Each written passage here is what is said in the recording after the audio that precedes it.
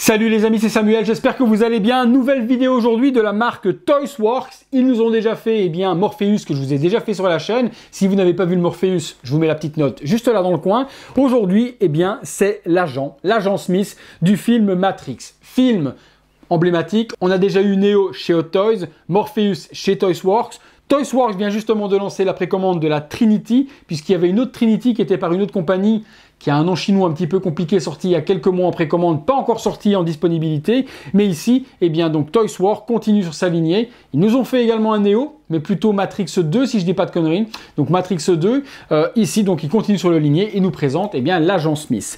Forcément, sans licence, comme d'habitude. C'est pour ça qu'on ne retrouvera pas du tout le titre Matrix sur la boîte. Ici, il s'appelle The Transcender. Transcender, 1/6 scale collectible action figure de la marque Toysworks. Je ne sais même plus c'est la numéro combien. Est-ce qu'ils nous ont mis un petit numéro, les Toysworkiens? Non, pas de numéro. Je pensais que c'était peut-être la TS quelque chose.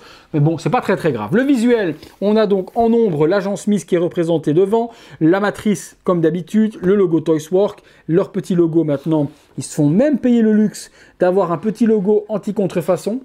Ce serait fort quand même de faire des contrefaçons de figurines sans licence. Alors là, où irait le monde? Sur le côté, on a la matrice, même chose sur l'arrière, avec de nouveau leur petit logo Manco Toys. Rien sur le dessus à part The Transcender, même chose sur le dessous. Ce qui nous intéresse, c'est ce qu'il y a dedans. On est parti pour le contenu.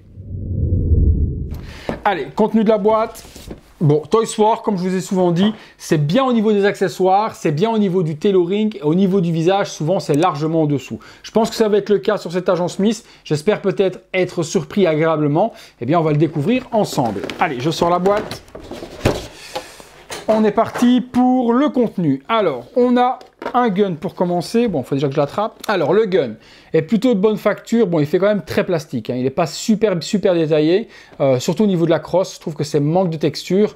Après, il a l'air d'être fidèle au film, surtout sur la partie avant. C'est articulé. On voit une balle à l'intérieur. Et la partie chargeur va s'enlever également pour laisser place à une balle aussi. Donc, pas mal. Bien géré. Manque de texture simplement dans la crosse, mais ça fait l'affaire. On a les fameuses lunettes de l'agent Smith. Bon, des lunettes comme ça, il n'y a que lui qui les a. Elles me semblent petites, surtout au niveau des verres, ça me semble petit. On verra sur la figurine, peut-être que le visage justement de la figurine est petit et c'est pour ça que les lunettes le sont.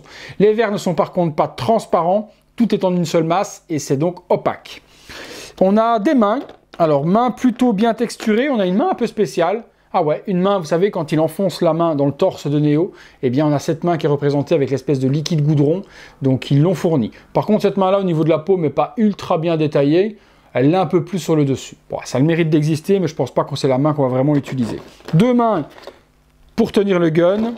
Une main pour tenir quelque chose, mais il n'y a pas l'air d'y avoir d'autres accessoires.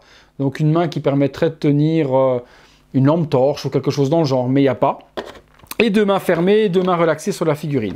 La figurine, je la sors. En dessous, on a un socle. Socle habituel, malheureusement pas de nom devant, ni agent, ni Toysworks, ni quoi que ce soit, ni Matrix, ni Transcender, donc pas de plaque qui vient s'emboîter comme les Hot Toys. Sur le dessus, la matrice uniquement. La figurine ne comporte deux head sculpts, on va passer sur le premier. Allez, c'est parti. Oh mon Dieu. Ouais, effectivement, c'est pas. Ouais, bon, c'est la tête en colère. Est-ce qu'on reconnaît Hugo sur cette tête? Je trouve que la Hot Toys était quand même à des années-lumière. Celle de Red Skull était quand même à des années-lumière de celle-là. Après, c'est du Toysworks. Voilà, c'est une figurine qui n'est pas très chère. 130, 150 €. Donc, on en a pour son argent. Il ne faut pas s'attendre à avoir le Skull d'une Hot Toys. Pour le tarif de la figurine, c'est totalement normal. C'est pas dégueulasse. La ressemblance, c'est plus caricatural vraiment que très photoréaliste. Les dents sont pas mal gérées. J'ai pas de problème comme certains ont eu de dents mal peintes ou quoi que ce soit, c'est plutôt bien fait. L'expression en colère y est. Les yeux sont... C'est bien peint, c'est ça qui est triste, c'est que dans l'ensemble, c'est bien peint. C'est juste au niveau du sculpte où il manque un petit peu de réalisme. La tête me semble petite également. Au niveau de la forme, ça me semble un petit peu petit. Les cheveux sont bien sculptés, c'est propre. Là, il n'y a rien à dire. On a les parties ici énervées au niveau de la gorge. C'est vraiment dommage que ça manque de ressemblance parce que le paint est plutôt bien fait, les yeux sont bien faits, ça louche pas. Sourcils aussi. C'est bien réalisé, mais ça manque de ressemblance. Ce que je suis curieux de voir, c'est la tête énervée avec les lunettes. Je regarde. Non, la tête avec les lunettes énervées, ça le fait pas. Si on met la tête énervée, ce sera sans lunettes. Les lunettes, je pense qu'elles donneront bien sur la tête régulière. Bon, cette tête-là, c'est pas une catastrophe, mais c'est pas la panacée non plus. Je passe sur la figurine. Alors, costume. Bon, bah ça c'est l'avantage, comme je vous ai dit chez Toysworks, c'est que généralement le tailoring est super bien géré, c'est bien cintré, c'est propre. La cravate est bien gérée également, il y a la petite agrafe également qui est mise autour, donc ça c'est fidèle au film. Chemise bien taillée et la corpulence de Hugo est plutôt bien représentée. Bon, les chaussures, ça, elles sont ultra simples, c'est des godasses complètement simples, noires, laquées qu'on retrouve sur pratiquement toutes les figurines, pas de détails. Pas de la vraie lacet, donc quelque chose de banal. Ils ont quand même l'avantage de nous avoir mis des chaussettes. C'est plutôt rare que les figurines aient des chaussettes. Donc c'est bien, puisqu'au moins que le costume tombe, si on doit mettre la figurine plus en action, les jambes écartées ou quoi que ce soit, eh bien on gardera au moins la visibilité sur les chaussettes. Donc ça c'est très bien.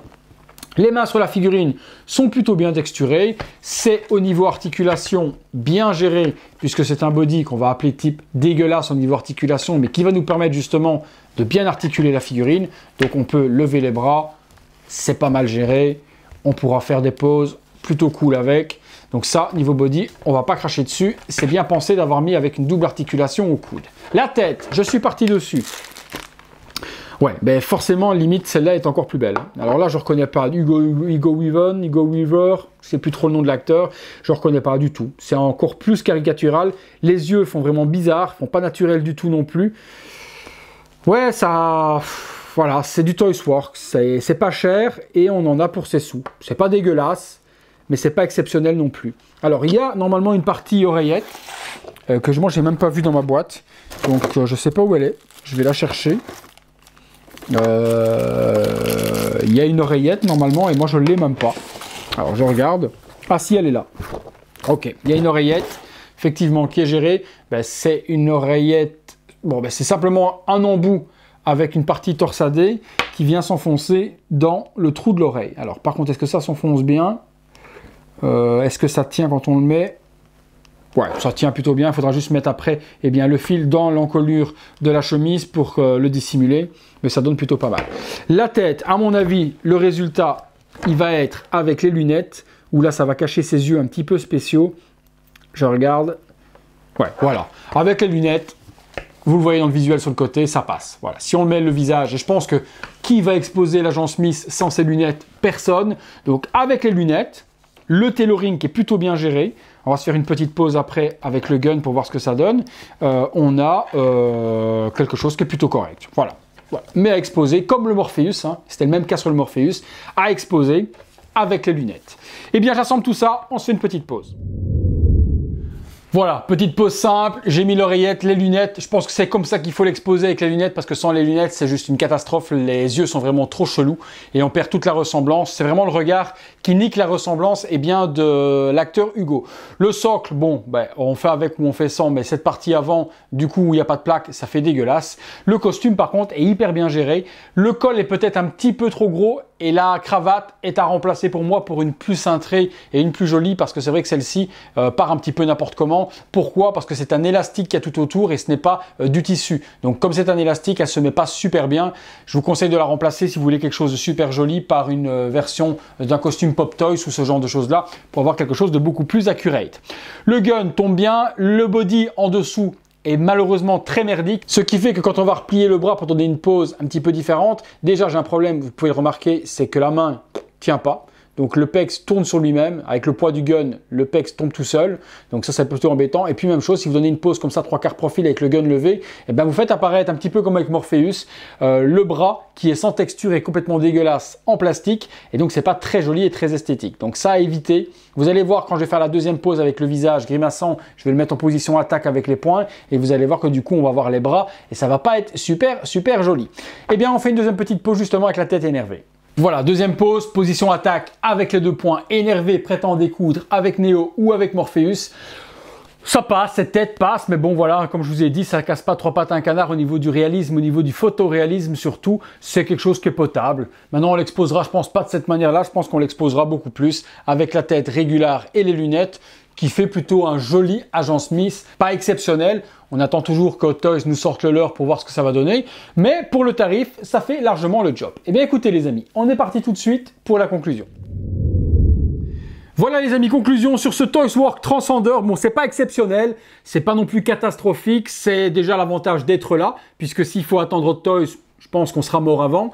Donc c'est bien que des petites compagnies comme ça, sur des figurines pas très chères, dans les 130, 150 €, nous sortent des figurines pour compléter nos licences. Hot Toys n'a fait que Neo. Ici, grâce à maintenant Toysworks, on a Morpheus, on a l'agent Smith et ils sont en train de préparer donc la nouvelle Trinity qui vient juste d'être lancée en précommande. Donc, cela permettra d'avoir un joli set Matrix.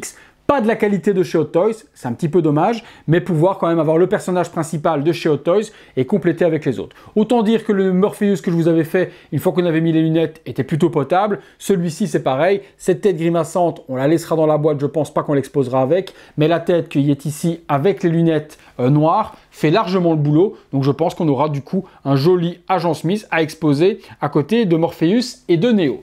Voilà les amis, dites-moi ce que vous en pensez dans les commentaires de cette tête, laquelle vous préférez. Est-ce que vous trouvez que c'est réussi? Est-ce que vous trouvez que c'est raté? Je vous laisse me dire tout ce que vous en pensez dans l'espace dédié à cet effet. Je laisse place au visuel 360 degrés de la figurine. Comme d'hab, si vous avez aimé la vidéo, je vous invite à la liker. Abonnez-vous à la chaîne pour être alerté de tout ce qui se passe en activant la clochette également juste à côté du bouton s'abonner. Et comme d'habitude, si vous voulez rejoindre les membres soutien, vous allez sur le bouton rejoindre et vous cliquez dessus. Du coup, vous aidez le travail que je fais journalièrement sur la chaîne et sur les réseaux sociaux. Et en même temps, je vous donne la possibilité de pouvoir voir les vidéos en avant-première entre 15 jours et un mois avant les autres. Donc, ce qui n'est pas négligeable. Merci à tous encore pour votre soutien et merci toujours de me suivre. Place au visuel et on se retrouve très bientôt pour une prochaine vidéo. Salut les amis.